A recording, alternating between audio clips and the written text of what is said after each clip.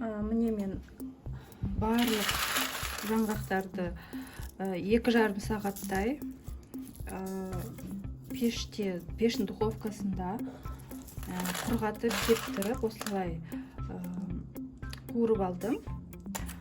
Блендерім сынып қалыпты екен.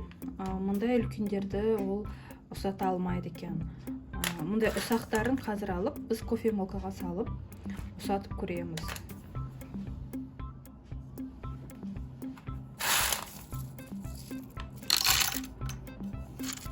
Мұндай үлкендерін салмайын.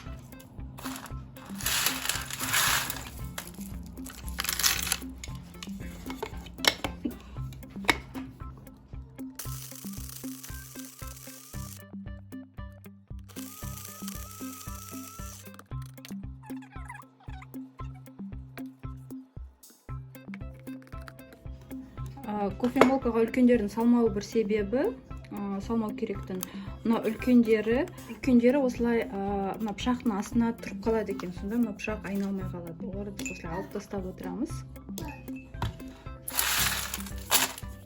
Енді менде кофе жаңғақтарды ұсаттым. Арасында мындай ірілері бар. Соны жақсылап мындай сеточкамен үйлеп көремін.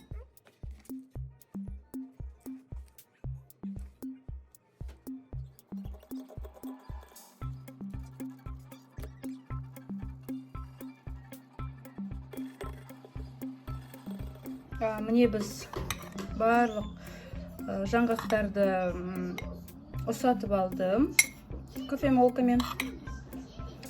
Және оны осылай үйлеп алдым. Барлық бір қалыпты. Енді келесі кезекте осыдан біз кофе дайындайтын боламыз. Менде бұл уже қалдық. Бұны да негізі кофемолкадан тағы бір мәрте өткізіп, електен өткізуге болады.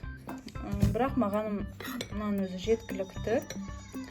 Міне 722 граммнан менде осыншама жаңғақтан кофе ұнтағы шықты.